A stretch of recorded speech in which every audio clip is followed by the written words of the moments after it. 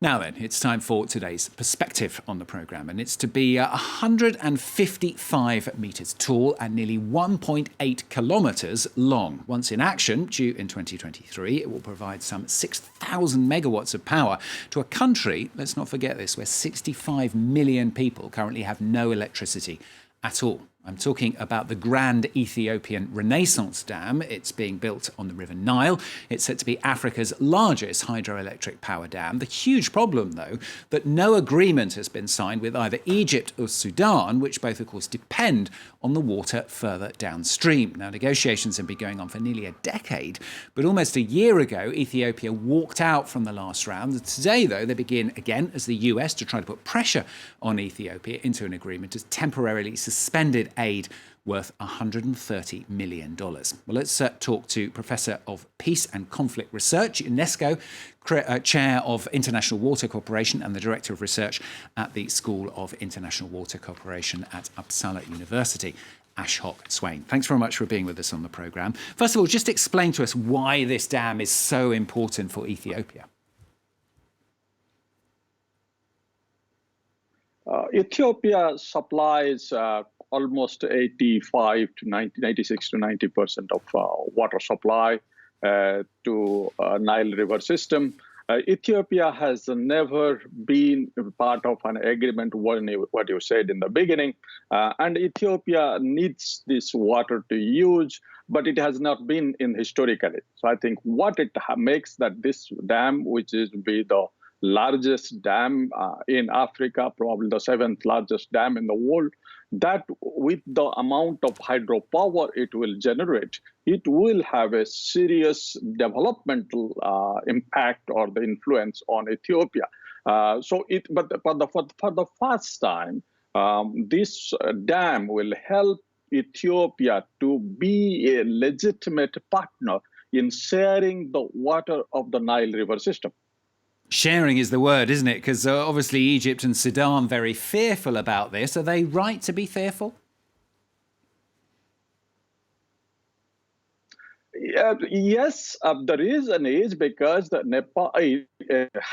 Egypt and Sudan, they have been traditionally sharing this using this water. Egypt has been the dominant user. 3/4 of the water is used by Egypt and 1/4 is by Sudan since 1959 agreement at the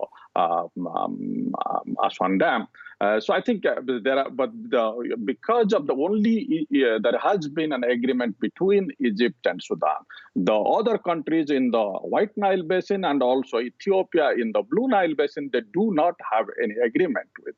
And I think this is where the problem lies. There is the idea of the Egypt and Sudan fearing that Ethiopia controlling this amount of water on the upstream will have repercussions in the downstream. But we must also know that this dam is a hydropower dam. This is not an irrigation or a multi-purpose dam. So because it's a hydropower dam, the water will be in the river system. It's not going anywhere. It's only the control of the river water will be in the hand of Ethiopia. And that's where the really lack of trust between or among these countries is creating problem of getting an agreement or going a consensus of how to use this. So as I mentioned, it's taken 10 years of negotiations so far, and they still haven't come up with anything. Ethiopia even walked out just over a year ago. Do you think there's any prospect of a deal this time?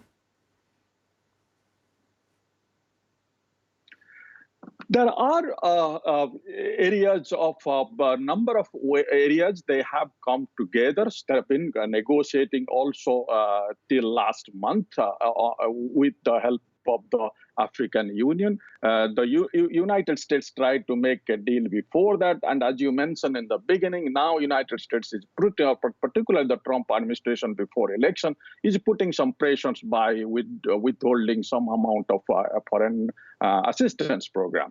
And I think now the question is whether there will be an agreement. But I think we also need to know that there are two areas where there are certain or there are problems, because one is that how the filling will take place or how the water control will be at the dam when there is a long dry season period. And the second thing, which is really a bigger problem, is that where Ethiopia wants is an agreement among these countries, and if there is any conflict arises, they should settle themselves, whereas Egypt particularly wants this to be a very legally binding agreement. And I think these are the two contentious issues which are holding it up. But I think I'm not sure, I'm not expecting a negotiated settlement immediately, but I think there is a change now in the perspective because of the large flood which has taken place in Sudan, and that changes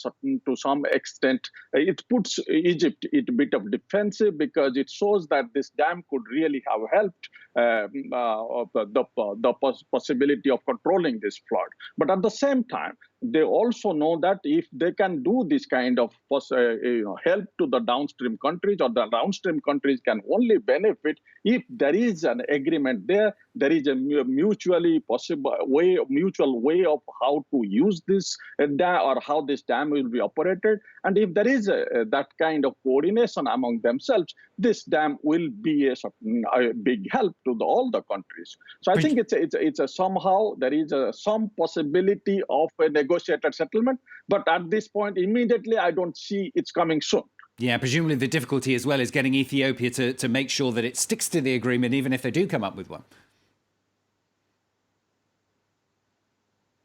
Yes, I think that's why Egypt wants the agreement to have a legally binding formula. And I think that should be the case, because if you are getting an agreement, it should be legally binding. Otherwise, then it doesn't, because of it's basically lack of trust, which really is there. So, what I think it will be most likely a possibility of a short-term arrangement for some period of time. Like this year, Ethiopia has already filled the dam as much as it wanted to.